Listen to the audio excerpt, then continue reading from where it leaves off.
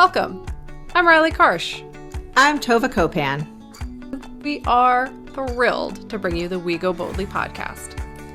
Let's talk big burning questions, life changes, and maybe a bit of personal business. Let's be bold and brave together. Are you ready?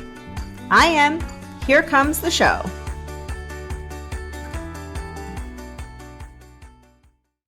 Hello, everyone, and welcome to We Go Boldly, the podcast. We are, as always, very happy to have you with us today.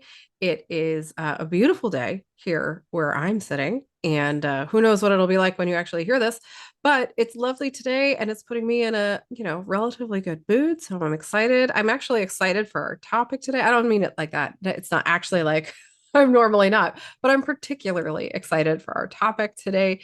We're continuing our conversation around the question, how is your heart? Before we dive in to today's topic, I want to, of course, introduce and say hello to my fantastical co-host, Tova. How are you today, Tova? What's new? I am doing well. It's funny you said like the weather's nice out, and I was like, well, of course it is. It's not a Saturday. Yeah, Because I true think story. we're looking at now, as of this recording, which we are actually somehow managing to get ahead a little bit, which I know, is I'm so amazing. excited. It feels good. We're like, we're looking at 6 Saturdays in a row of rainy weather in New Jersey, which I feel means, my kids are just like, okay, so we just play soccer games in the rain now, and we just reschedule baseball games. That's just how Right. we live our lives. And so, yeah, so of course it's beautiful because it's Wednesday. Right. It's Wednesday and we're working and there's no games today. Yeah, we don't have to sit outside. Yeah. So today's topic is about family and what that means and how it impacts, of course, our overarching theme of how is your heart. And we want to talk about like family as in your closely related humans, and we want to talk about chosen family. And I think that we're going to start with some definitions and go from there because that's how I like to roll. Everyone knows I love a definition. So let's talk about what family means and according to the dictionary. And then we'll see where this winds up. I did the research on this one, and it's an extensive outline, which is not my usual. So we'll Yeah, see those if are we can usually get through mine. it. Yeah, I know. All right. So according to the dictionary, family means the basic unit in society, traditionally consisting of two parents rearing their children. Okay. Um, what I like is the next sentence of also any of various social units differing from but regarded as equivalent to the traditional family. Um, I appreciated that was added in because family is not just like a mom, a dad, and kids, right? It's a lot of other potential permutations of whatever group might happen to come together as family.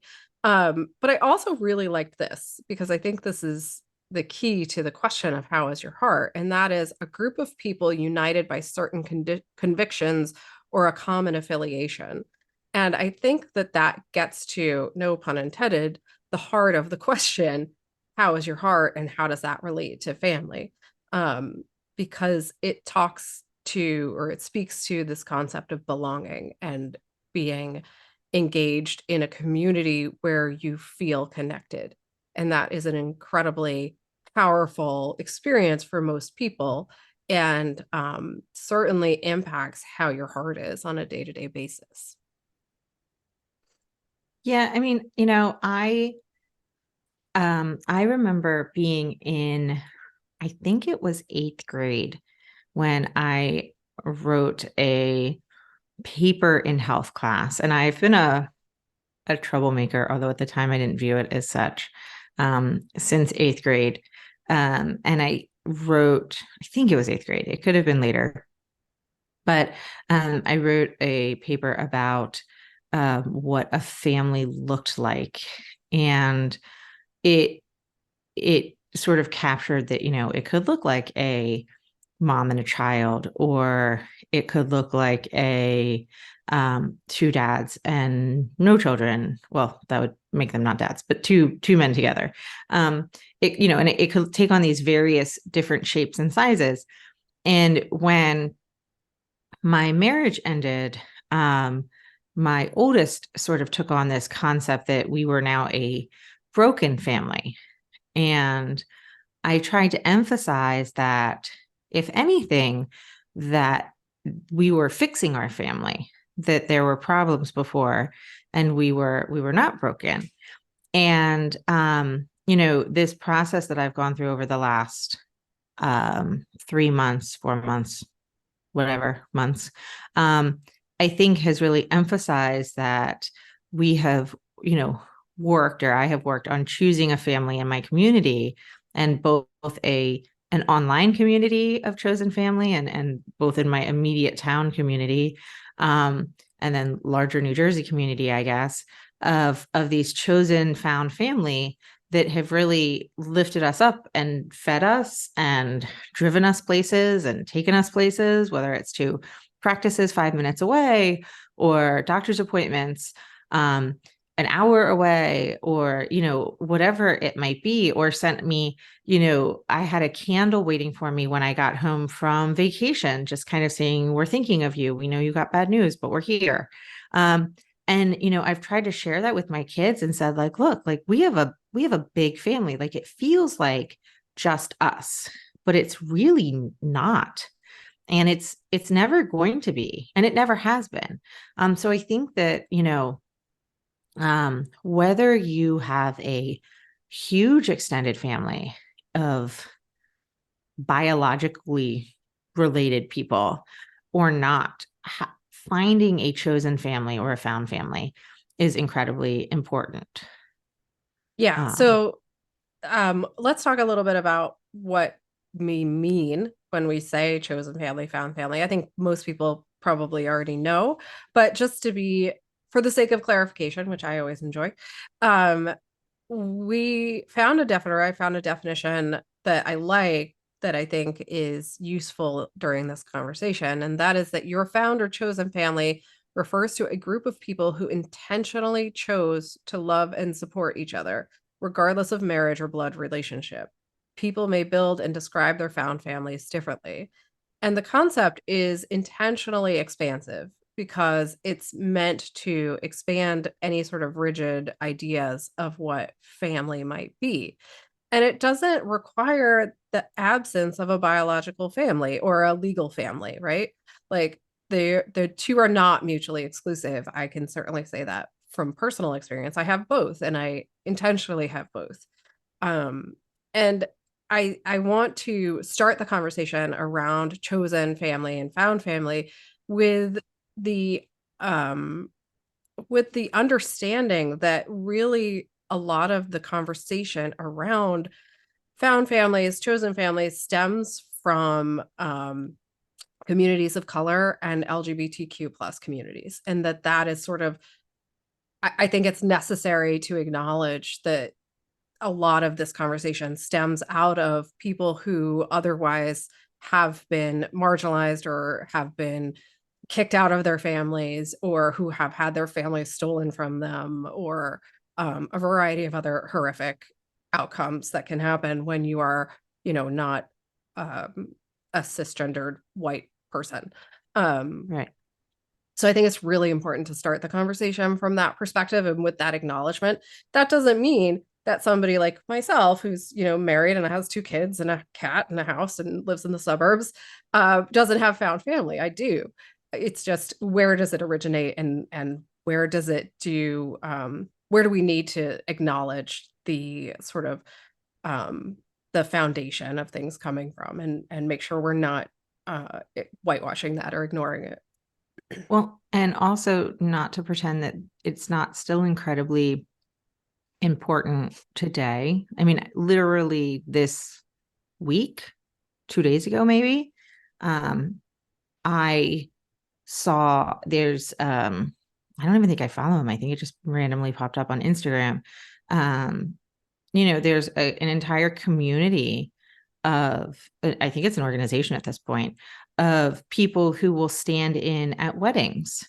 And this isn't exactly what you're saying, but it is sort of what you're saying of, people who are standing at weddings for people whose parents won't stand with them. If they're part of the LGBTQ plus community and they're getting married and they don't have a father to walk them down the aisle because their father won't be there. And maybe they have found their family, they have built their family of, they found their chosen family. Right. But like there are still sometimes gaps of an older father figure. And so I guess my point is like, I think a lot of us live in a bubble where it's like, why wouldn't their dad be there? Like it's 2023. Yeah. But we live very much in a world where there's still many, many, many places, including where we both live, depending on Yes. who Oh yeah. who you are, that would not have the support that you would need. So Right. these are problems that face communities, like as you mentioned. You're looking at Black communities for generations and centuries, Yeah. where their families were taken away from them by other people, but then also as recently as today, it's happening. Right. Right. And it, just a couple of statistics, and then we can move on to talking about what makes a healthy family. But a lot of research, I read a lot of research going into this, and in doing so, found things like that I think are helpful in understanding where found family comes from. And one of the things I read is that lots of queer people feel like in their families of origin, they can experience authenticity or connection, but not both. And I think based on everything we talk about on this podcast, that's a super important distinction, because we are constantly saying, be your authentic self, bring your whole self to the table, be who you are, and be proud of that.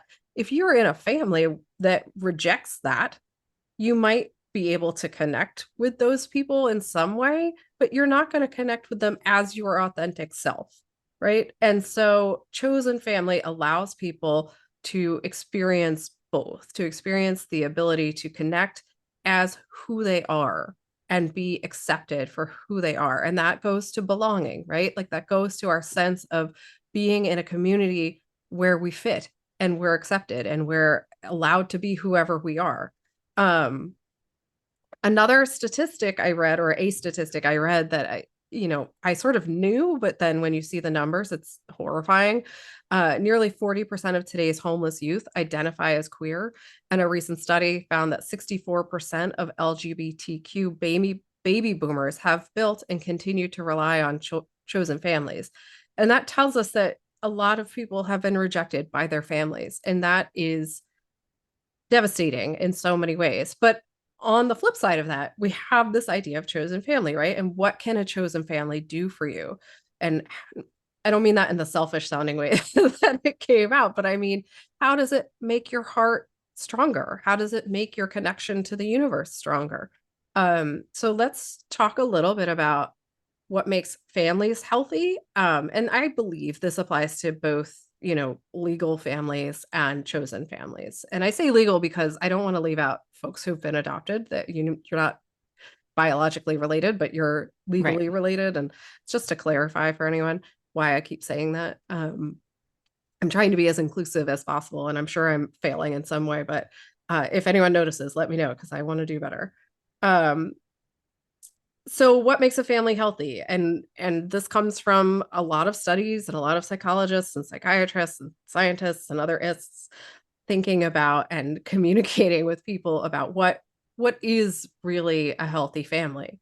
um and one of the first things that comes up every time you read about this is appreciation and affection. um and this idea that healthy families help one another when they need help, right? They keep their promises, they show support, they show affection, hugs, high fives. We just talked about that, Tova, in our circle. And Mhm. things that both physically and emotionally communicate love and support. Those are, I think, pretty essential to healthy family relationships. And I say this as a person who does not particularly like to touch people. Um, but I still like my hugs from my kids and my husband and, friends and things like that. I still need that. I probably don't need it as much as somebody else might, but that doesn't change the need. But I also think, it also says, and you said this, but like a squeeze of the hand, a pat Right. on the back, a high five. There are lots of physical ways to show support with somebody that doesn't have to be like a long embrace. And I think that those, especially for people who don't want the physical contact, there can also be, wrapping your kids up like a burrito with a blanket. Like Yes. if you don't like physical contact and they don't like physical contact, but maybe they do feel better when they are wrapped up like a burrito because they do need that to help calm them down. The gesture of you doing that is a showing of appreciation and affection, right? Like, so whatever it is that your family does, but doing something physical actually does make a difference and Yeah. showing appreciation and words of affirmation as well. Yes. Yeah. Um, Another one is commitment. And I'm going to skip to the last line of what it says because I think this is so important that no one has your back like your family. And I just think that it is so important that your family is your biggest cheerleaders.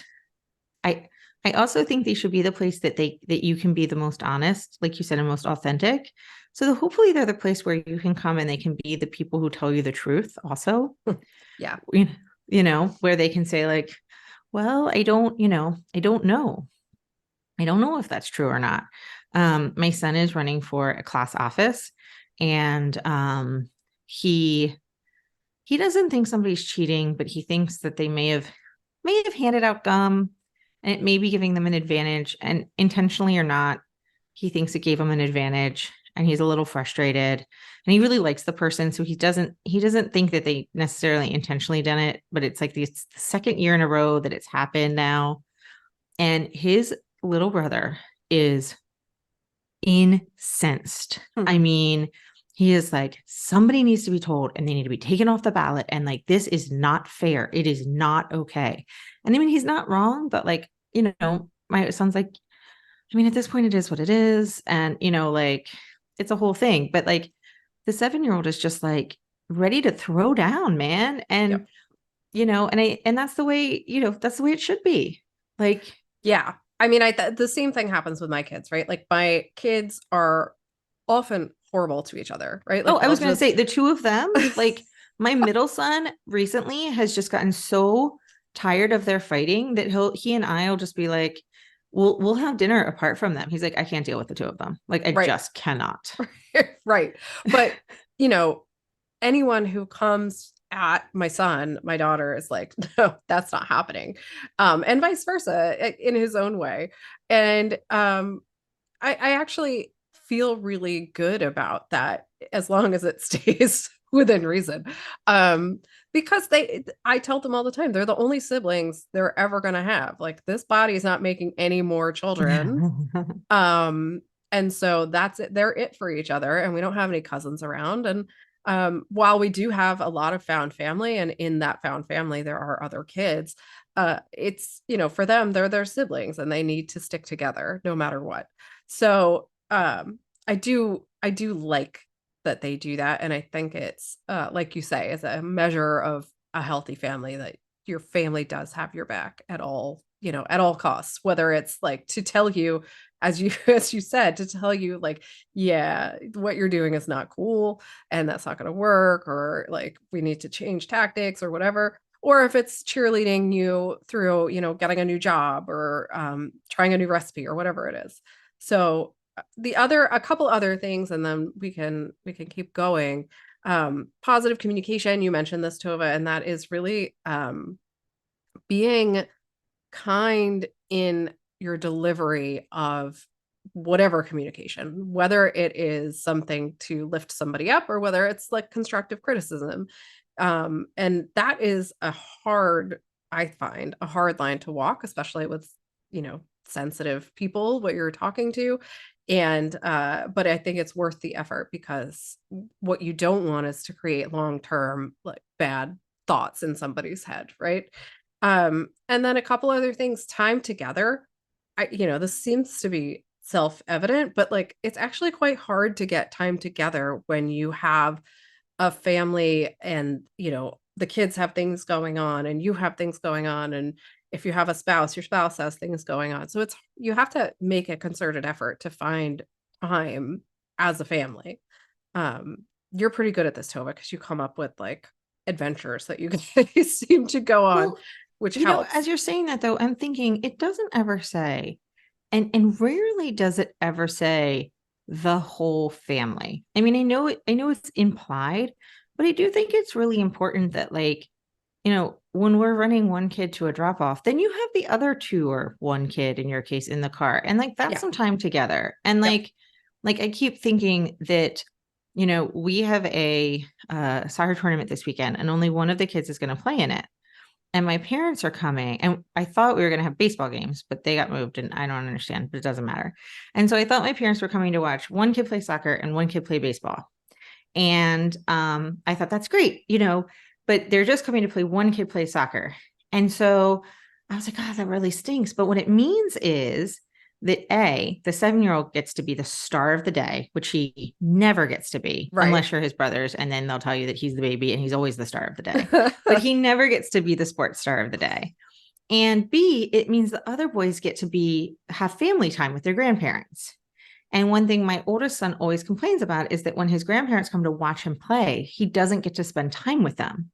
Like he loves that they get to come watch him and bring their dog, but he doesn't actually get to spend time with the dog. He doesn't get to spend time with them. And so this is actually going to be really nice. We're going to be at the tournament together. We're just going to get to hang out together and watch the 7-year-old play soccer. Right. And so I think it's okay to remember that like different combinations. Yes, you want that, you want that experience where you're all together. But it's and that is, that is what they want you to do.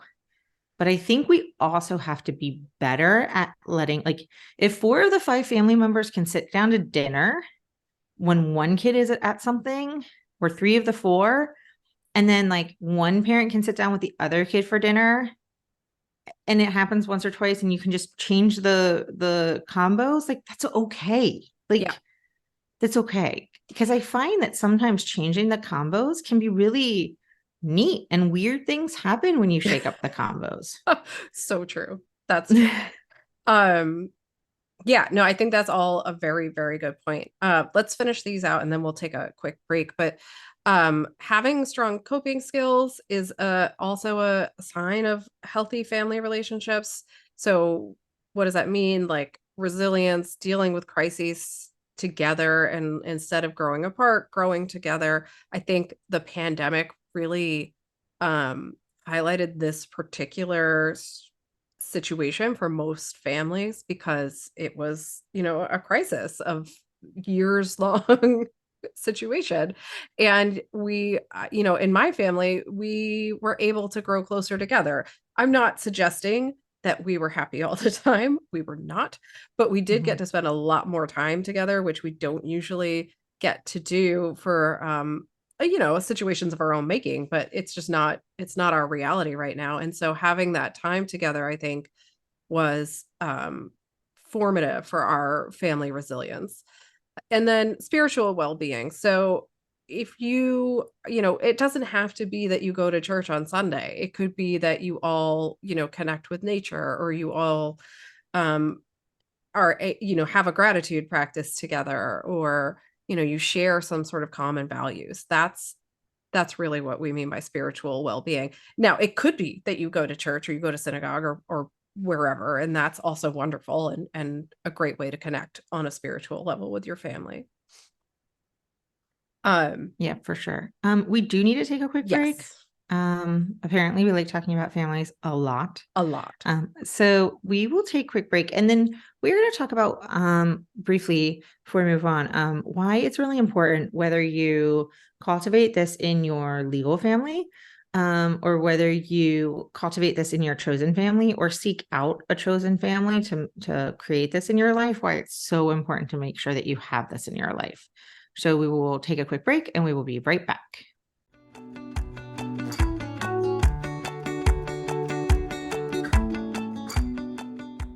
Tova here. I'll admit, when I think of a coach, I immediately think knee-high socks, whistles, and clipboards. Is it because I love Ted Lasso? Maybe. I mean, I think it's a good look for you, if I'm being honest. Thanks, I think. Anyway, that's not the kind of coaching we want to talk to you all about. True.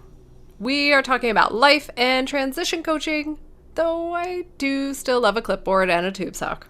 Both Riley and I are lucky to have worked with incredible coaches throughout our lives. Before that, though, we struggled with where to start, believing in what coaching could really do for us, and, of course, putting ourselves first. Taking the leap and working with our coaches made all the difference. They gave us direction and support when we needed it most. Now, we are fortunate enough to be coaches ourselves, and we're excited to pay it forward. We can help you figure out where to start, create a roadmap, keep you accountable, and get to living your limitless life. Sounds pretty great. So if you want to figure out your next steps, check out our services at goboldlyinitiative.com/services. We can't wait to talk to you. Now, back to the show. Okay, so welcome back. There are a lot of benefits beyond just people who can drive you to and from the hospital of a healthy family relationship.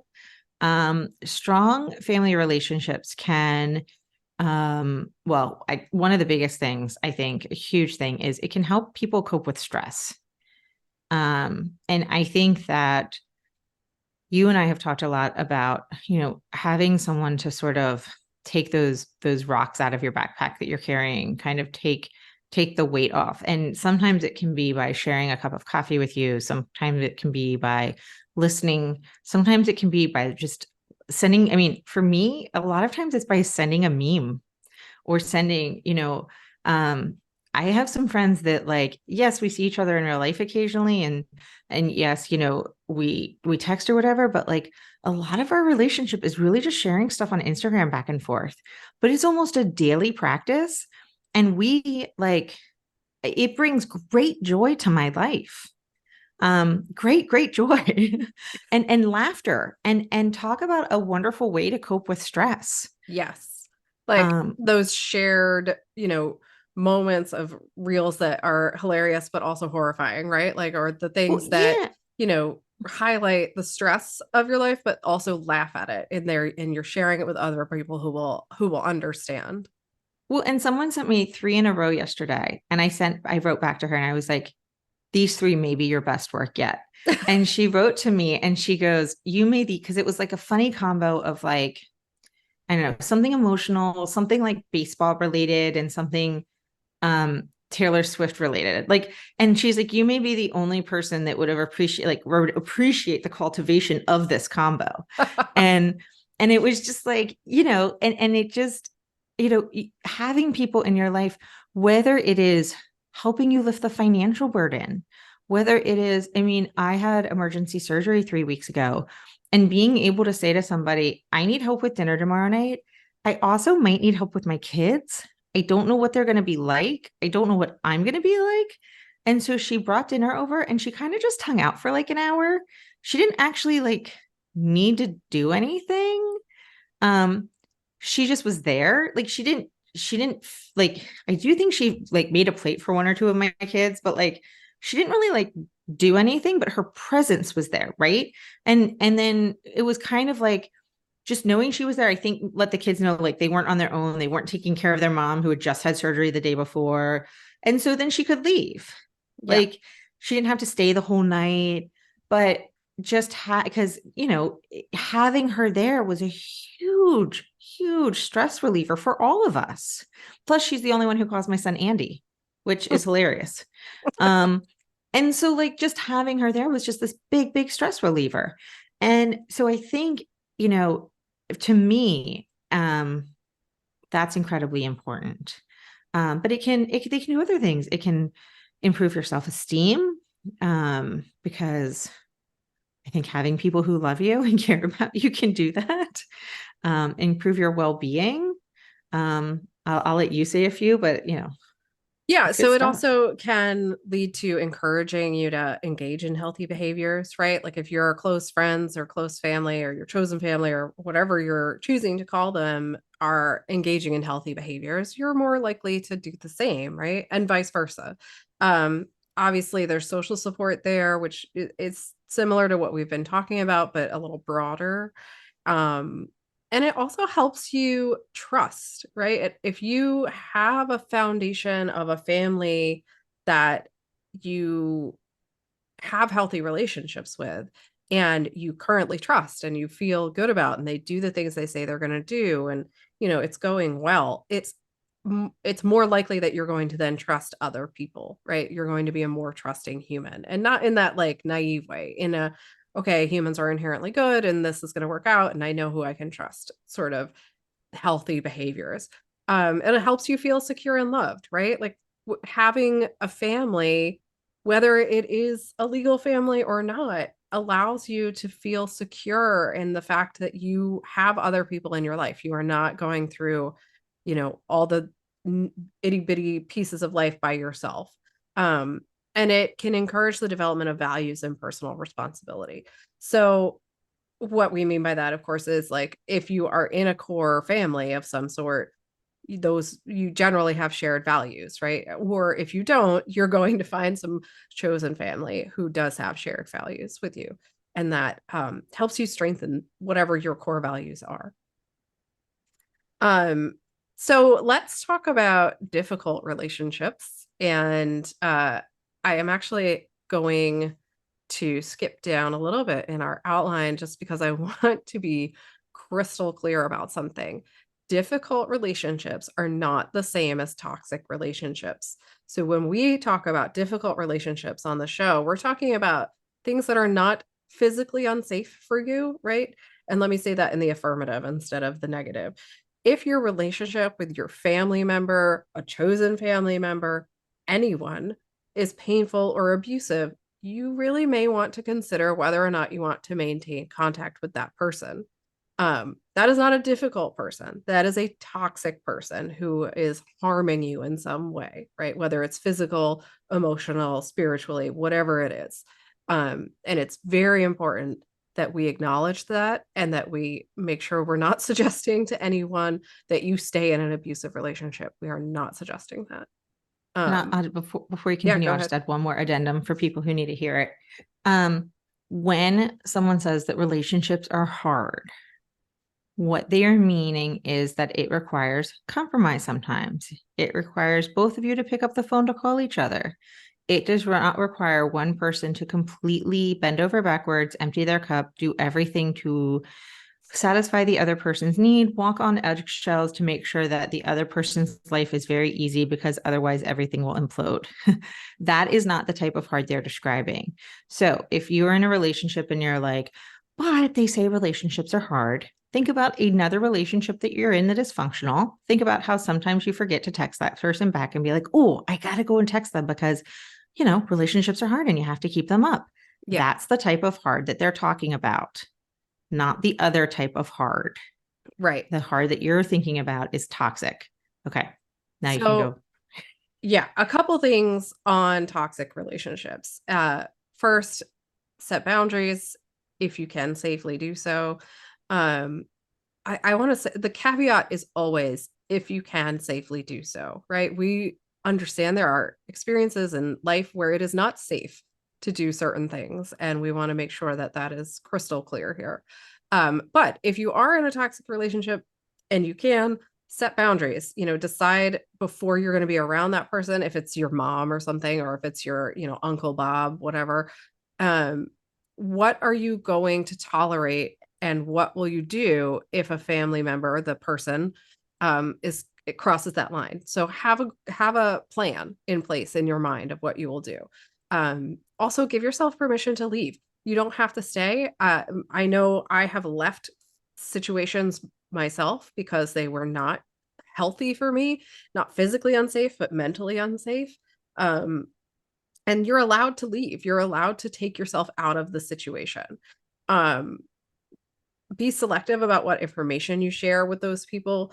Obviously, it depends on the person, but there's often, some sort of narcissism at play or manipulation, gaslighting, things like that. If you're in danger, you can call 911. You can, if you can't get out of the situation. And then obviously we always suggest therapy, right? Like find a therapist to help you deal with all of this. So that's toxic relationships. And just Yeah, go ahead. um if you hear someone tell you, but they're your family, that is not a reason to not set a boundary. That is not a reason to stay in a relationship. The whole existence, now, actually, no. The existence for chosen families is for the reasons that you stated, Riley, at the very beginning. Yeah. It's because, there were families separated against their will, and there were families that were not acknowledging the existence of their own children.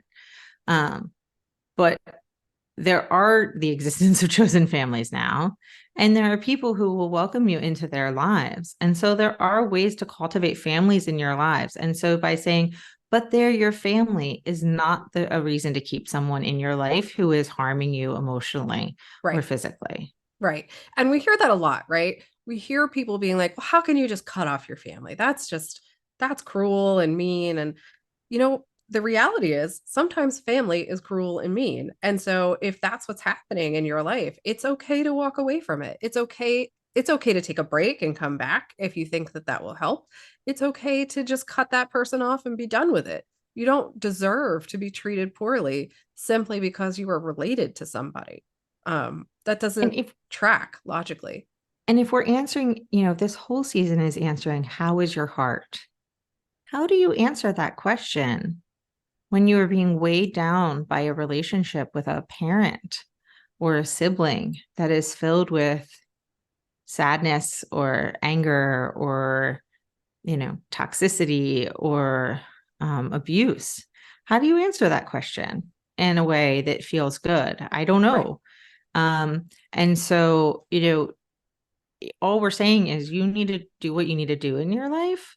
And I think it's very hard for people on the outside looking in who have never had to cut out someone in their lives who is like a parent, to even fathom having to do that. And so all we're saying is, you need to do what you have to do to be able to answer that question, because Right. it's a really important question in your life. Right. Um, so let's talk about difficult relationships, which, as we just established, are separate from toxic relationships. All of us have difficult relationships in our lives. I don't know anyone who is without another human that interacts in their life that they don't sometimes have trouble with, right? And that's just the nature of being human. So one thing you could do in order to sort of manage those relationships or the times in which things become difficult is to be very intentional about your interactions with that person. And like I said before, you can take a break from people. They may not like it and they may get mad at you, and that's okay. They're entitled to whatever they feel, but you're also entitled to set boundaries. And one of those boundaries may be I need to step back from this relationship and try again another time. One of those boundaries might be I'm only going to interact with you on major holidays, or on birthdays or whatever works for you is okay. Um, so one thing that they suggest in the research, and so some of this I'm not sure, I'm not sure I agree with all of it, but I'm going to share it because I think it's important for us to get different perspectives. So one thing you can do, and this is more of a gratitude practice idea, is that you can think about what you appreciate about that person in your life who is a difficult relationship for you. And focus on what it is that you like about them. What do they do or say or feel or share or whatever that you appreciate? And what that does is it helps you focus on the good of the person versus the thing that's annoying you. And maybe the thing that's annoying you is that they like chew too loud at the dinner table. I mean, that sounds petty, but maybe that's really like, I know that sometimes annoys me. Um, and then maybe the thing that's annoying you is that they make racist jokes at Thanksgiving dinner and you're like, wow, I'm not okay with that.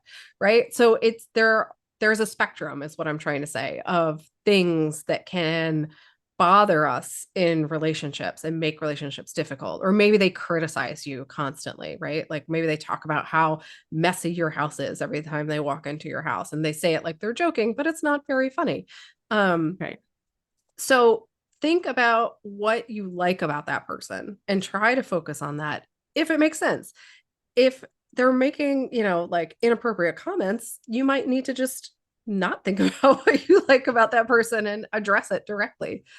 Um, so that's one thing that you can do to sort of deal with those difficult relationships. Yeah. And I think that it's important to, I don't know, you don't need to like everybody, Yeah. and you can love somebody, you can appreciate them. I'm not necessarily advocating for looking past your racist uncle's racism. Hmm. I'm not advocating for that Yeah. at all. No, we're not. I'm advocating for pushing back on that 100%. But you can love somebody, you can appreciate them, and you cannot like them. So you can decide that when you're going to be somewhere with them, that you're going to hang out with your kids or with your dog or with your family on the other side of the room. And you're just going to make it a point to make some small talk at the beginning, some small talk at the end, and make sure you don't sit next to them at the main meal. Right. And, that can be, you're going to set a boundary. You're going to change the subject. You're going to have a patent answer or when they ask you a specific question that's not going to lead them to the place that they always seem to try to take you. Like whatever it is that, you need to do for you to stay in a healthy place, that's what you're going to do.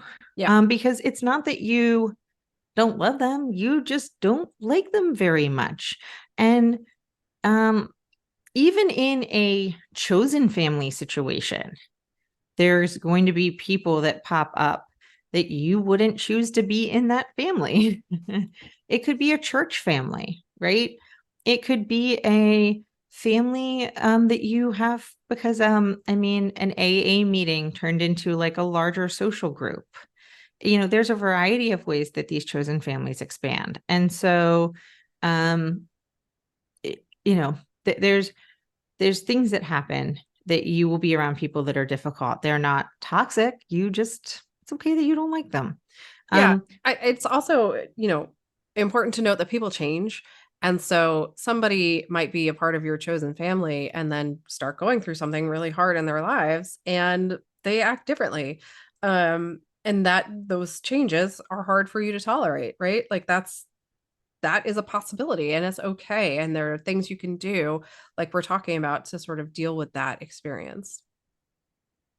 so we need to wrap up, but before we do, we're going to take a quick break, and then I think we need to talk about one more thing because we haven't talked about it enough when we're talking about relationships, and that is boundaries, Mhm. because they're always so important, whether the family is super healthy, because I think what makes families really healthy are boundaries. And what makes difficult relationships possible to exist and keep you healthy are boundaries. So let's take a quick break and then we will come back and talk about setting healthy boundaries.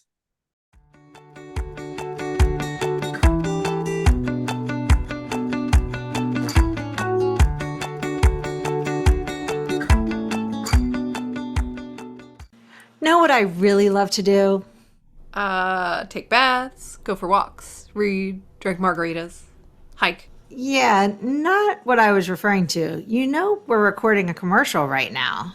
I do, but I'm thinking outside the box, being adaptable. As I was saying, what I love to do is host our live monthly workshops. Oh, right. That's what we were talking about. Me too. They are a lot of fun to put together and host every month. And we can bring margaritas, so Join us for live conversation as we get a bit deeper into topics near and dear to our hearts. We go through everything from self-care to setting boundaries. we share coaching tips, practical advice, and take questions from the audience. It's a whole lot of fun. Sign up for our newsletter today at goboldlyinitiative.com/contact to make sure you hear about all the upcoming Go Boldly workshops. You definitely don't want to miss out. Now, back to that show.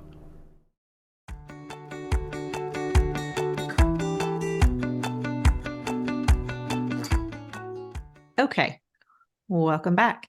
So we need to set healthy boundaries. And as a reminder, when we're talking about boundaries, boundaries are a good thing, which is amazing that I can say that out loud. Boundaries are a good thing. And boundaries are not only a good thing, but they are what allow you to have healthy boundaries. And they are important to have and cultivate even with the people. And I would say not even with, but most importantly with the people that you love and cherish the most. Because you want those relationships to thrive. And so you need boundaries with them. You don't want to resent your children, your spouse, your parents, the people that you love the most. And so one of the best ways is to make sure that you are putting your needs first. We were just talking about this in our circle yesterday, was making sure that we are prioritizing our own needs as a way to break a stress cycle in our lives, but also as a way to sort of teach our children to, make sure that they sort of value their own needs, frankly. As they age as children, they have no problem valuing their own needs. Yeah. But as they get older. Yeah, it sets them up for later success, right? So in addition to putting your needs first, making sure you value your own time and ask other people to value your time. I think that is hard to do sometimes because, again, putting your needs first can be a challenge, but it's one way to really focus on what sort of boundaries you need to set. Taking a direct and kind approach is, I think, essential in setting boundaries. If you try to passive aggressively set a boundary, it's not going to work. You have to be direct about it. You have to just say what it is you need and let people sort of react in the way that they're going to react. Setting realistic expectations for your relationships. This is super hard. It's particularly hard if you are a perfectionist, a type A sort of person where you hold yourself to unrealistic expectations. So I say all that from personal experience. It took a long time for me, and I still have to work on this to make my expectations reasonable for other people. Because if you're expecting people to be perfect all the time, you're going to be constantly disappointed. That is not possible. So, I think it's important to focus on what is realistic in your relationships. Avoid engaging in family gossip. Again, it's hard. People talk. People want to have conversations about what's going on with so and so and who's doing what and why. But if you are constantly gossiping, and I think I don't have a definition at hand, but I can imagine, like when I know it when I see it, sort of scenario of the difference between gossip and updating people on what's happening. Right. Yeah, I was just gonna say there's a fine but knowing or obvious line between caring and updating and saying, oh, I just talked to them and this is what's going on with her, and then, oh my gosh, can you believe what's going on with her? Yeah.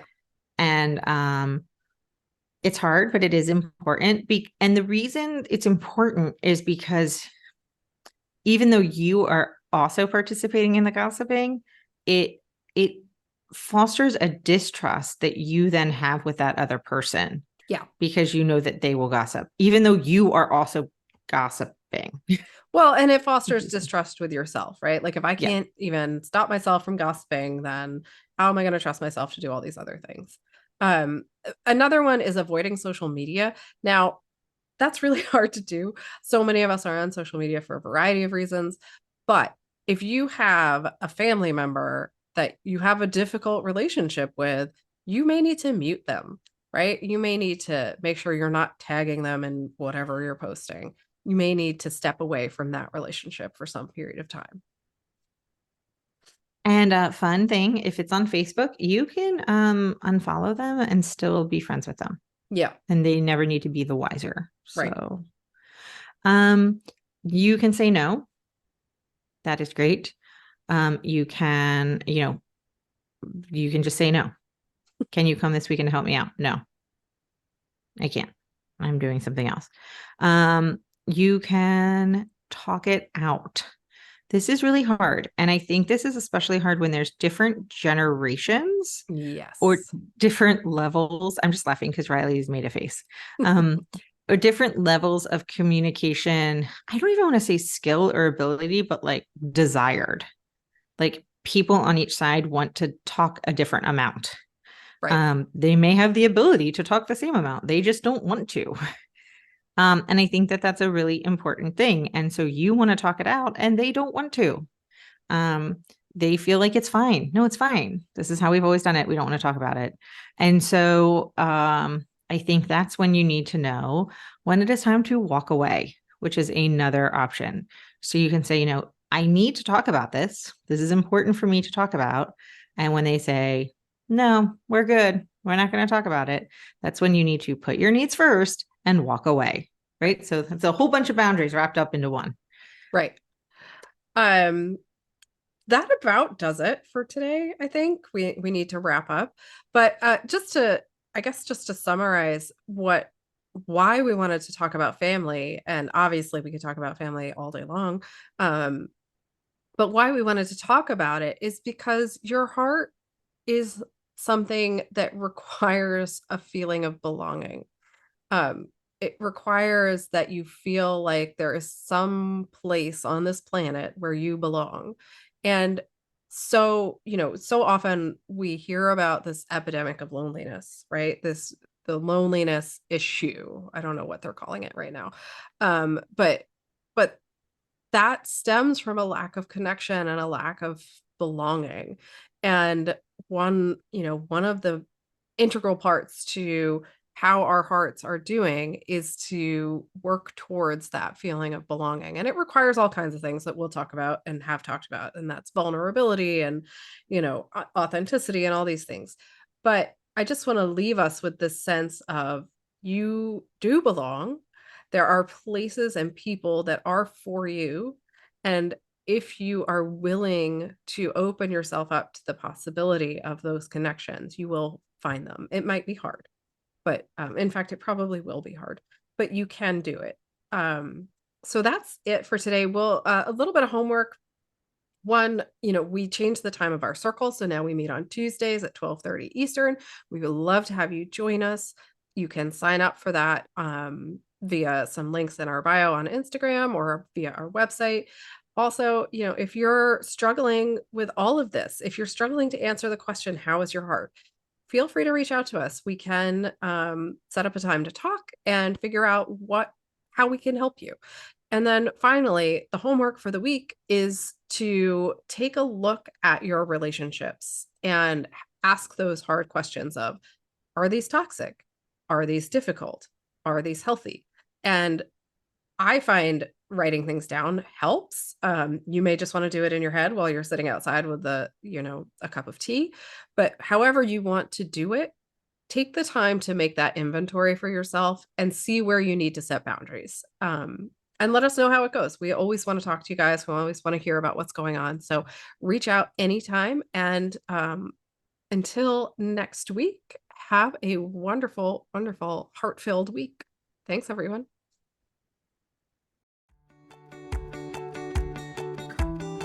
Thanks so much for listening to We Go Boldly podcast. We know you're busy and we love spending time with you. If you enjoyed this week's episode, let us know. Head to Apple Podcasts right now to rate and review our show. While you're there, be sure to click that subscribe button. Want more us time? Follow us on all the socials at Go Boldly Together. Want even more us time? As in all the coaching pizzazz. Find us at goboldlyinitiative.com for all the info. We will be back with more excitement, research, and deep thoughts next week. Until then, keep on being the bold, brave, amazing people we know you already are.